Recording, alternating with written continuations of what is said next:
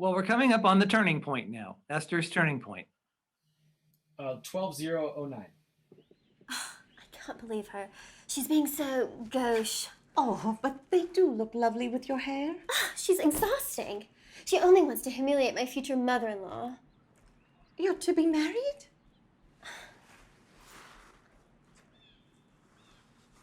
Oh. But what about your mother? Let her try and stop us. Oh, your poor hands. Here, take these. No, I couldn't.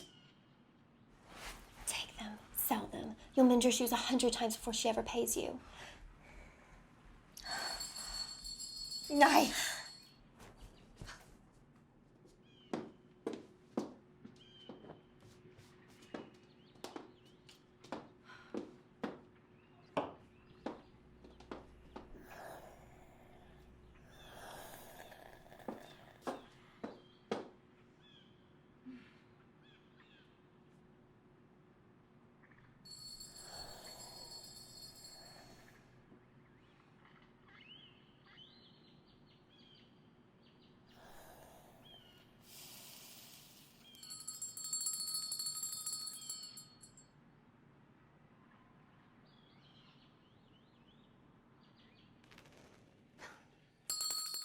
Okay. I'm dying to see what you did with this one. I would probably with the daughter and Esther. There's an opportunity to revisit some of the tenderness music from the earlier scene, at least in feel, if not in actual content.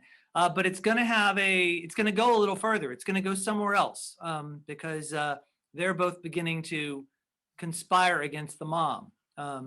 The daughter offers Esther a very serious choice, and Esther chooses to rebel her way instead of that way. She, rather than actually steal and get revenge, she simply chooses to get revenge.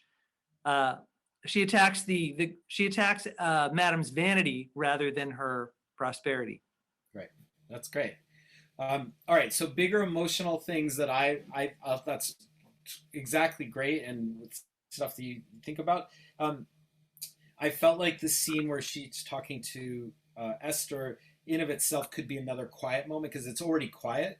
And that it's really the music kind of starts when Esther almost is insulted to say, "Hey, I'm not going to steal. I don't do that."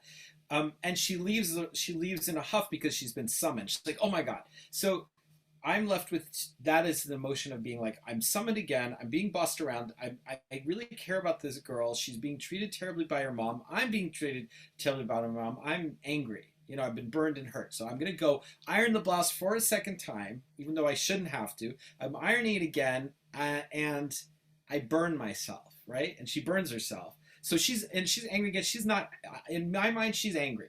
Right. And I think that needs to be pushed hard. I feel like there's been enough subtlety now. It's like she's full out angry. And then she burns herself. And then you can see it in the screen. You can see her making that choice. Like, you know what? I'm done. You can see the moment where she says, I'm done. And then she puts the iron down. Now, am I mistaken that she burns herself at the precise moment that Madam rings the bell yet again?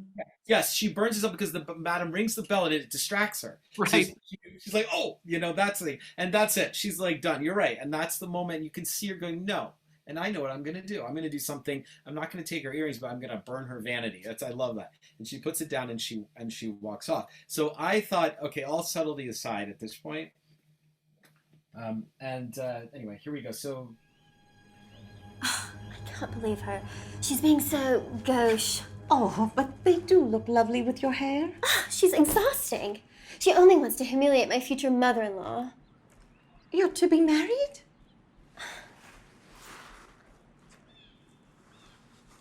Oh. But what about your mother? Let her try and stop us. Oh, your poor hands. Here, take these. No, I couldn't. Take them, sell them. You'll mend your shoes 100 times before she ever pays you. Nay.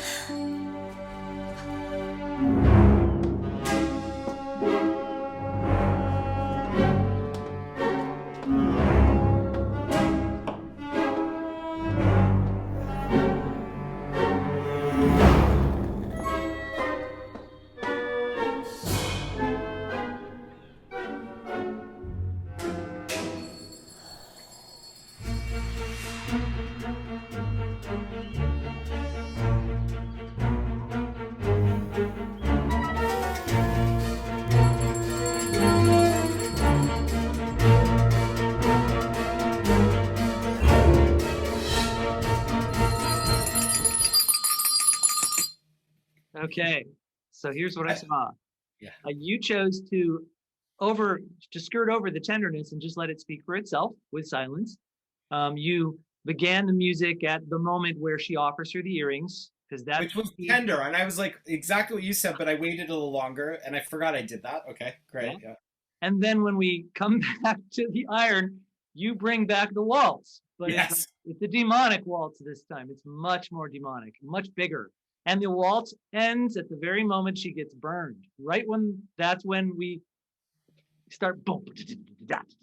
That's when I've made my mind up. Yeah. And it's Cool. strong. It's a little dissonant. Yeah, yeah. No, it's funny. It's exactly. I was like, oh yeah, I forgot I brought the waltz back. I was because it was like doing. It was the other work music, and it's like, and it's also that stomp. It's stompy. Like she's just. I'm pissed. I'm done. And that was it. And that was like the straw that broke the camel's back. So. Yeah, yeah. All right. Well, here comes the end scene. All right, let's see it.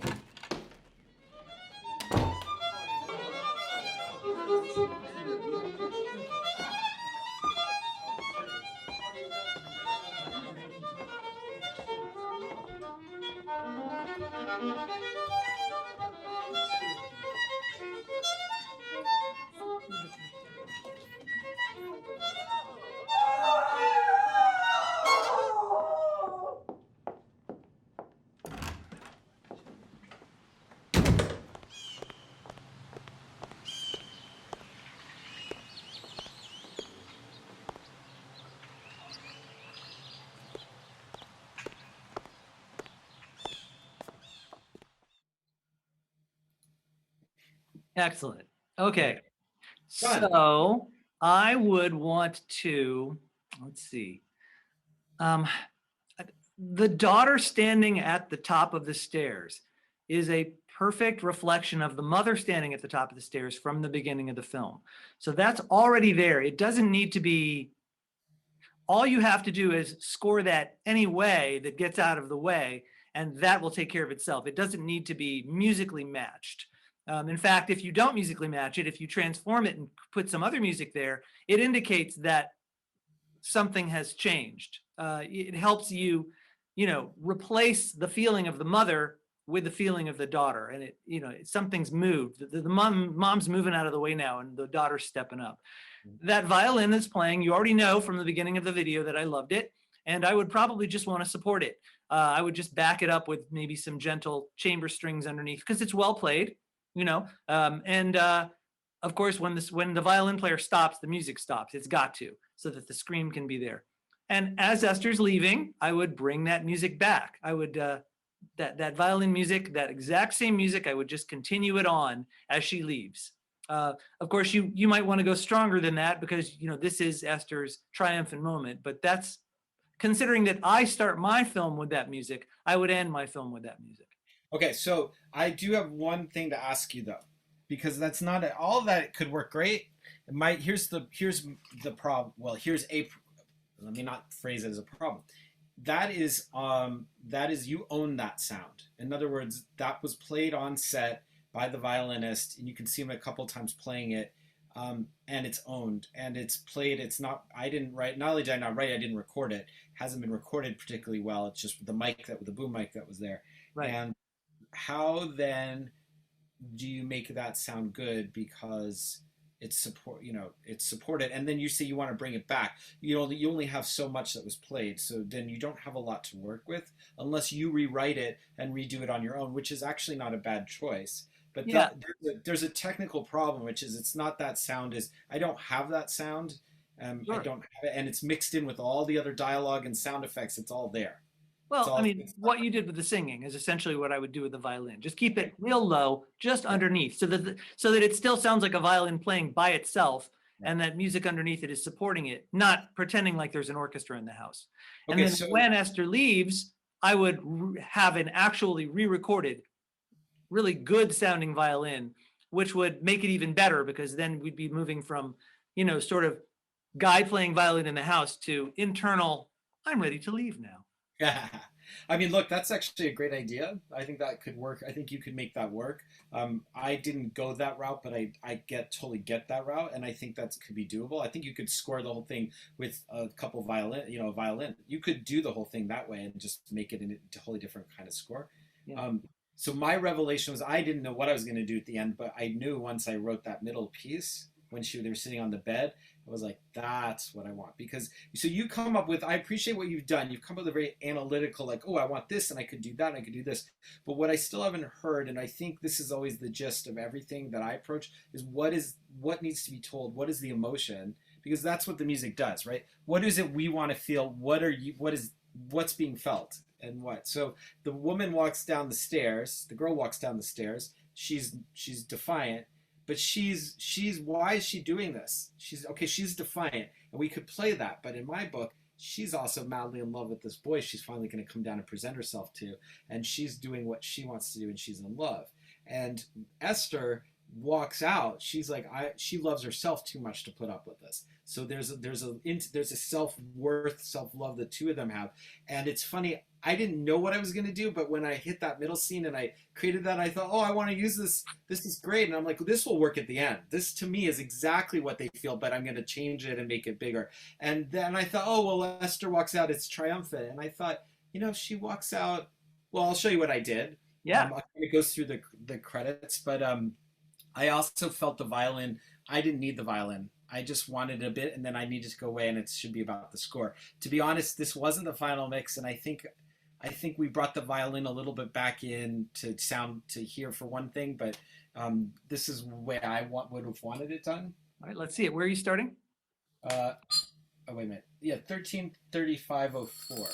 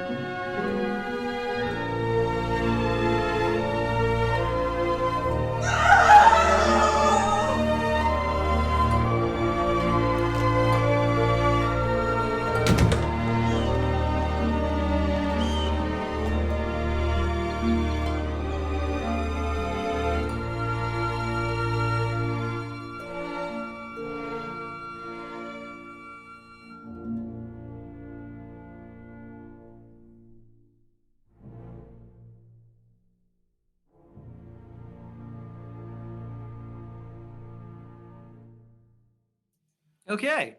So interesting. I think by removing the soundtrack from like fading the soundtrack away so there's nothing but your score does create a wonderful finality to it. It pulls us away. It's kind of like a happy ending feeling and pulls us out, everything's going to be okay kind of thing. Your score is now in control and it can take us away. The only thing I regret about it is that we lose the shock of the silence as the scream happens. The violin stopping and the scream, I think, is a good bit, and I hate to lose it. Well, that's fine, but and that's a choice. It's funny because that was discussed. In my mind, she's unnecessary. The scream is unnecessary because who cares anymore? This woman she doesn't deserve that thought. Oh, who cares? It's like because the truth is, we as the audience and Esther and the daughter they don't care anymore. That's why, especially Esther, she walked out. She knows she's going to scream. We don't care. We know she's going to scream. It's almost comical. I didn't need it. And I think we had to bring the violin in just to sound that sound, except I argued against it. I'm like, I don't care. Nobody cares. And in fact, that's the whole point. She's become meaningless. So that's why Esther's left. She's too like, yeah, I don't care how you feel about it. Good point. It's well argued. I like that. I mean, Yeah, makes but sense. that's again, as I said, there's no right way. It's just how I was taking the story and how I felt. And I loved, of course, I'm loving the sound of her coming down and just the warmth of that. And she's presenting herself and she's taking her life in her own hands. She's not wearing the blouse or the, the earrings. And Esther's like, and we see Esther leave without, it's like she disappears behind it. Yeah. She's just like, I'm done. Like, and I just love that. And then it was just like she leaves kind of triumphantly, except it's quiet. She's internal. She's like, "Yep, I got this." We know she's going to go on and do something great. Yeah. Anyway, Excellent. Well, There you that's tremendously fun. This is great. Let's wrap up just by talking generally about some of the things we've discussed, some big picture items. One of the things you pointed out to me as an amateur, as a beginner, were to think kind of bigger brushstrokes where they're needed, to be thinking about feelings and character feelings and transitions. What am I missing? What have I still not absorbed from what you have? No, I think that's right. And I just think always think about what's the story you're going to tell and whose perspective are you seeing it from.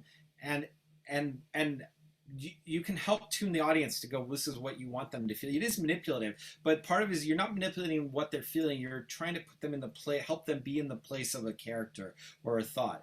And I've run into that numerous times where there was a Psych episode where they had the rights to the actual score to Psycho, and they put it in because they were mimicking a Psycho scene, and they loved it and they were so happy. And I looked at them and I said, that's great, except that the Psycho music is following the story of a guy going up the stairs and he's going to get murdered.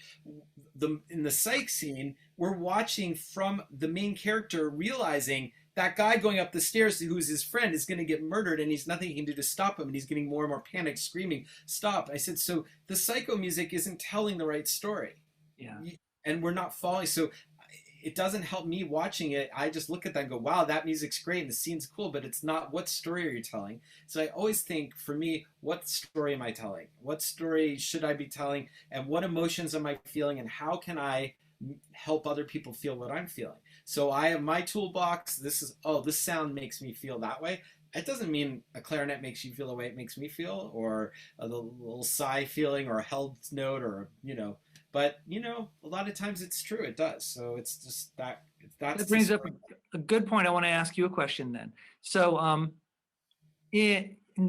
bearing in mind that music is a subjective thing, and that I could write a song that I think is just beautiful and knocks me out, and someone else could say, too many words, don't like it, hate it.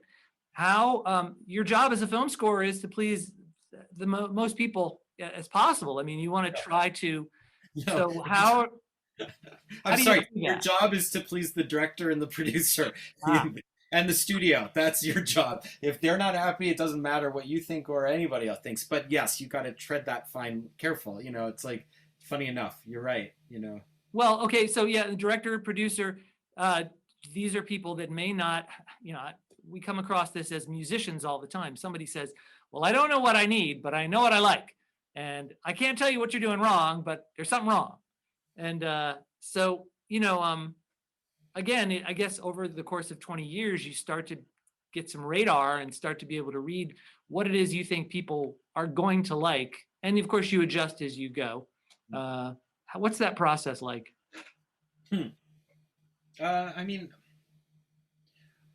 honestly, you do the best that you can. You work with people who let you be you. And they trust you, and then and you trust them, so that if they turn around and say, hey, that's just not working enough for me, it just doesn't feel right to me, it's not doing it, I'm like, sometimes I'll be like, oh my god, it works great, and then they're basically saying, well, that may work great for you, it's not working great for me, and it's best to then go, all right, can I now write something that will work for you and me? And then sometimes that happens 90% of the time, and I get very frustrated because I feel like I've already done it. And then I rewrite it, and then I'm like, oh my god, that's so much better. And they're so happy. So, and then they're happy because they've said what they needed to say, and you've given them what they wanted, and you walk away going, wow, not only did I make them happier, but quite honestly, I kind of like that better. Yeah. And every now and then, I sometimes fight for, that thing about Psycho I was telling you about actually was a huge battle about that, because they wanted it so badly. So I worked really hard to create something that sounded like the Psycho score but told the story. And they were like, you know what, that works so much better. And they were happy because it still sounded like the Psycho music. And we found another place to use it, so they were fine. They were good. But it's keeping you happy, and also doing it in context that you have to make other people happy. And then if you make them happy and do it in a way that makes you happy is the best thing. There are times I've written stuff and they're like, oh my God, it's so much better. And I go, oh, please just let me put the other one back. And then that person will be like all the time going, oh my God, I made this edit. The studio made this edit that I hate, and it was so much better. I wish they left me alone. And I'd be like, yeah, I know how you feel, But that's the way it is. There is no right way. All your ideas I thought were great, and I think you could make that end violin piece work great. I think it would need to be re-recorded properly.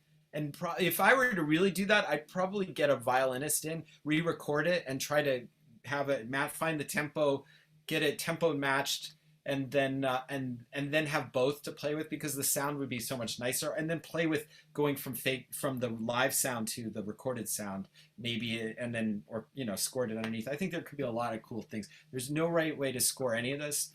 It's just a matter of choice. And my ideas, I'd love to see what other people would do. I don't have the time. Right. And by the way, I don't have a lot of time. You don't have a lot of time to think. You just kind of have to go and just like, all right, this is my gut feeling. I'm going to make that work. And, Yeah, about how much time do you think you'd get to score a project like this? I mean, I don't remember. I think I did it in 3 or 4 days. And is that, well, of course, you did it at your leisure. Is that the amount of time you might get to actually? The last movie I scored, I only had 2.5 weeks. It was crazy. For a whole film, yeah. Yeah, it's crazy. It's not really healthy. So, and that was the length. That was an 1.5 hour movie. So yeah, that was exhausting. So I mean, and you can see you've watched it. You should now go and watch it with this, if you haven't yet, with your headphones, so you can really hear it. But you can see when you watch it without music and then watch it with music, it makes such a big difference in terms of the way things feel and play. And yet it's almost given no time. It's such a huge part. The music is such a huge part of the storytelling, almost more powerful than the images, almost. And sometimes it is. The truth is, I don't know about anybody else, but when we watch scary movies at my house, and when the things are scary, my kids go like this. I used to do this because nowadays the sound, when we were little, the sound wasn't so good, so we just cover our eyes. And then they don't. They literally cover their ears, and they're fine. They'll watch the whole thing, but as long as they don't have to hear the sounds and stuff. So I think there's something to be said about it. I'm sad that it's given such little time and kind of an afterthought, because it is such a hugely important part of the process. And when you watch no score and then go to score, you're like, whoa. Well, even more so. I mean, of course, that's very instructive. No score, and you can see that. And of course, you might be fun to take this film and put your favorite rock songs over it and see how that affects the film. It'd be great. You could you don't even have to be a composer. You could just create a soundtrack out of nothing and just see how that affects it. But your careful professional scoring also emphasizes the point. Sometimes you ask your music to take charge. Sometimes you asked your music to back off. Sometimes you left it out, and sometimes you made the music everything. So you actually, you actually didn't just score this. You made the music a character, which could be prominent or not so prominent as you chose. Yeah, no, totally. And then you hope that everybody who's mixing it and thinking about it thinks about it the same way as you do. Yeah. Who to work with. Well, and a lot of times the people who mix the whole thing, they're also the ones who put all the sound effects in. So what do you think they're going to favor? Right. This Foley is great. Such a conflict of interest. Listen to this chicken falling on the ground. I love this. Well, I mean, by the way, go back and watch this. I mean, it drove me nuts, but somebody, and I mean, this is what I had to work on, but somebody put birds off in the distance through the entire thing. So they're indoors and you hear birds cawing off in the distance, which just, you sit there and you go, oh, and it's become a joke. Jennifer and I will sometimes call about the birds. I mean, that's not atypical, and it wasn't mixed that way in the final way, but a lot of times those people who are putting all the sounds in are also going to mix it, and then they're happy to go, oh, I love my birds, and oh, I put that train in, and you're like, well, why'd you put the train? Nobody, you don't need the train. in that moment. You don't need 5 different crickets. I mean, you can't watch a scene at night. You go ahead, you watch a scene at night, and don't tell me you don't hear 5 crickets, different crickets everywhere. And and truthfully, it's your brain doesn't hear all that. You watch the old movies, you don't hear a lot of score or a lot of sound effects. Now you hear a lot of sound effects and you hear score from beginning to end, and it's too bad. So anyway, there you go. Adam Cohen, thank you so much for taking the time and all the effort it took to get this to us. It was really wonderful. Adam, it was great, and I really appreciate all your ideas. Were really great. I just keep thinking story, keep thinking emotions, and that's it. That's the trick. At least for me, it is. I mean, it was great. That was a lot of fun. Thanks a lot. Thank you. And audience, thank you also for joining us. We really appreciate your watching. If you like what you're seeing, please like our videos. It really makes a difference to us to get the word out. If you have comments, we want to hear them. If you're a film scorer, tell us what you thought or what you might have done. If you're not a film scorer, tell us what you might have done. We'll look forward to seeing you next time. If you haven't caught my first interview with Adam, go back and check it out. It's very illuminating.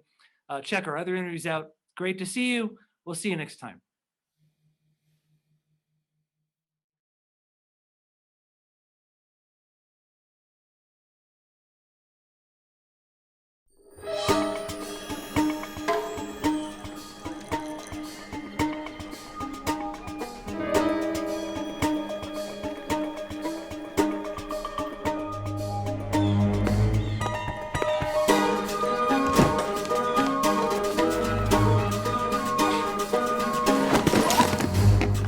Fortunate madam has declined to press charges.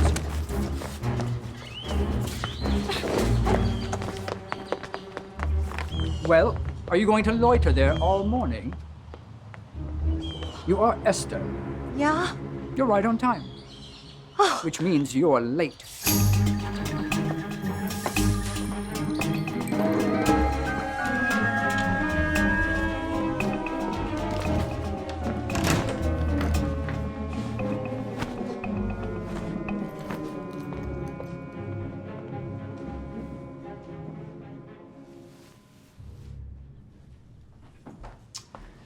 I told her what would come of hiring that Irish maid. Lady Octavia Huntington.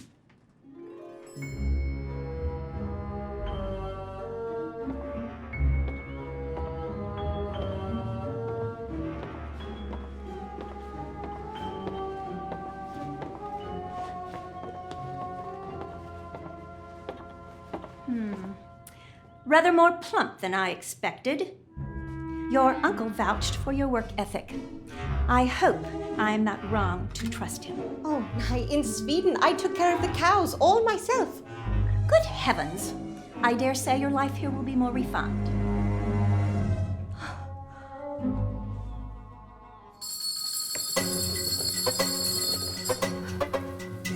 Esther.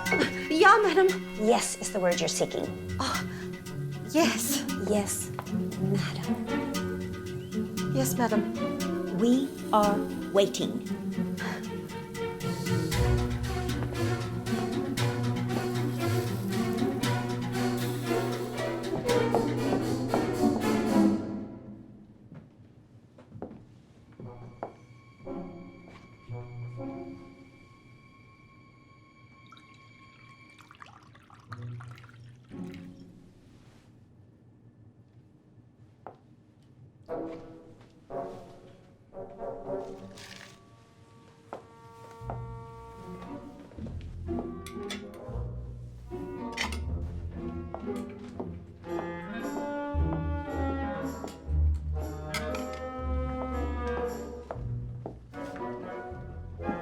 Take it away. We are not gluttons.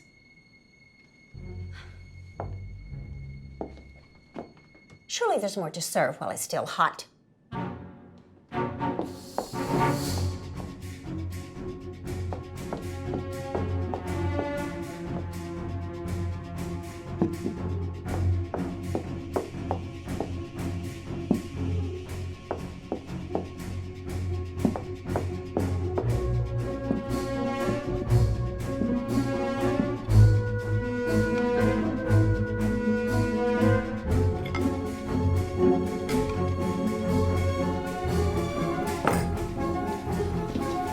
Esther, Madam is retiring for the night. You must dispose of this right away. All of it? Here, it is most unfashionable to eat a meal that has not been freshly prepared. I must misunderstand. It's simple enough. Aren't you hungry? Do as you're told, girl.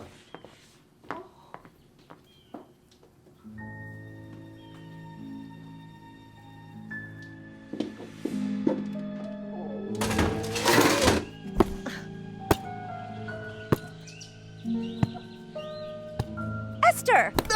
Yes, madam. You are filthy. Giles will relieve you. Come along. We're so fortunate that life on the farm left you so well-rounded. It was such a shame to lose Bridget on such short notice. Of course, madam. Cooking is my specialty, but I don't mind helping until you find a new girl. Your task today is of the utmost importance. I shall wait for you in my boudoir, but do not step a foot inside until you have bathed.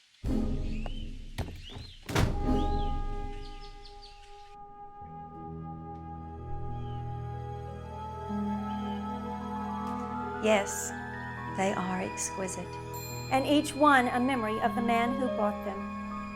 But I have little use for them now. Mildred is turning 17 on Sunday. Oh, that's Santa Lucia Day. What a blessing. We are Presbyterian. Oh, no, in Sweden, all the girls celebrate Santa Lucia Day. I didn't ask you to explain. Go ahead, my dove.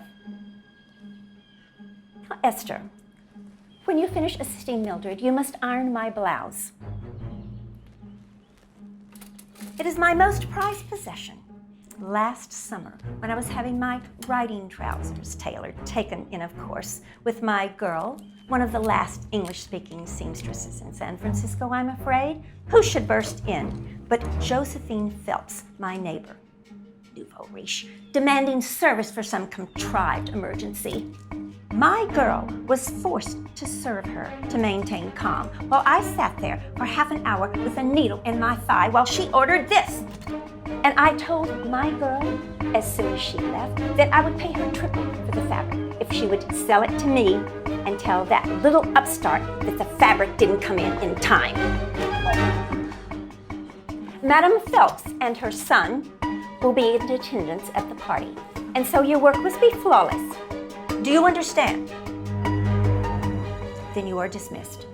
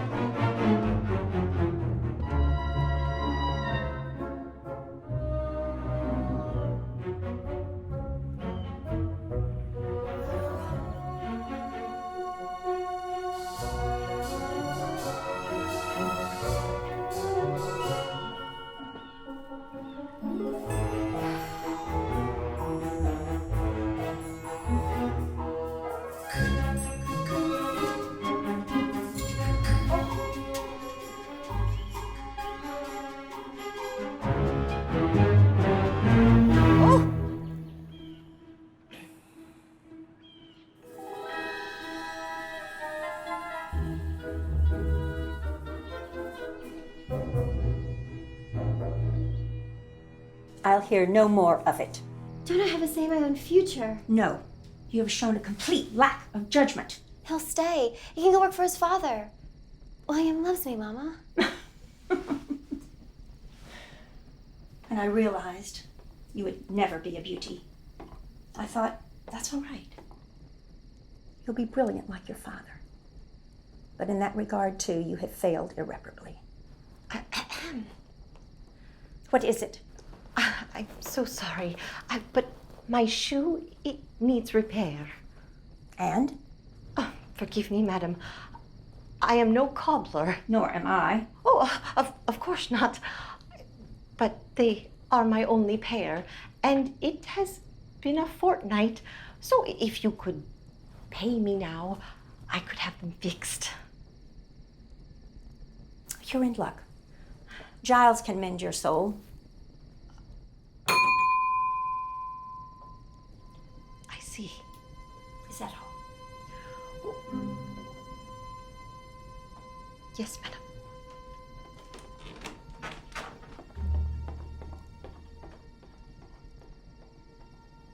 Lang skal du leve, lang skal du leve, lang skal du leve ut i 100 år. Happy birthday!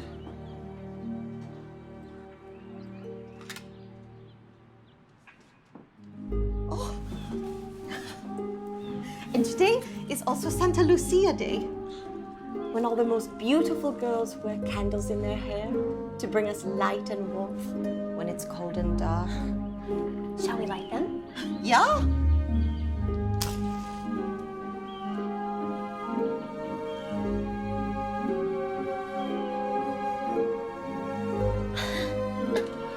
Beautiful.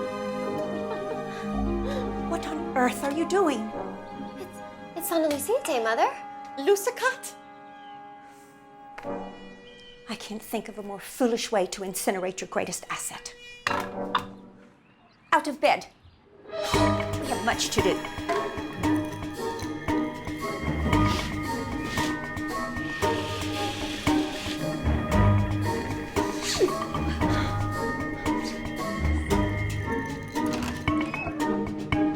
Ah, Madam Phelps, Master William.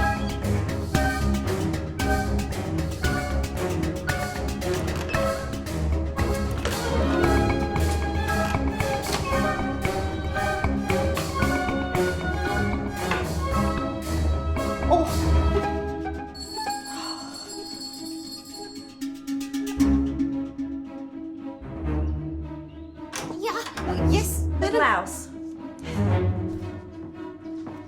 Are the guests arriving? Yes. Good. Make them wait. Iron that again. Again? Yes, madam. Esther? Take these to Mildred. And tell her to wear them without complaint. She's spoiling for a melodrama.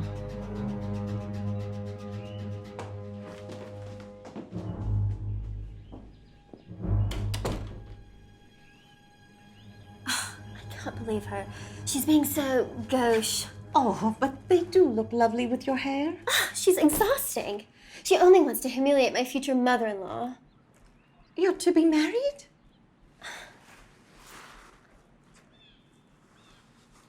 Oh. But what about your mother? Let her try and stop us. Oh, your poor hands. Here, take these. No, I couldn't. Take them, sell them. You'll mend your shoes 100 times before she ever pays you. I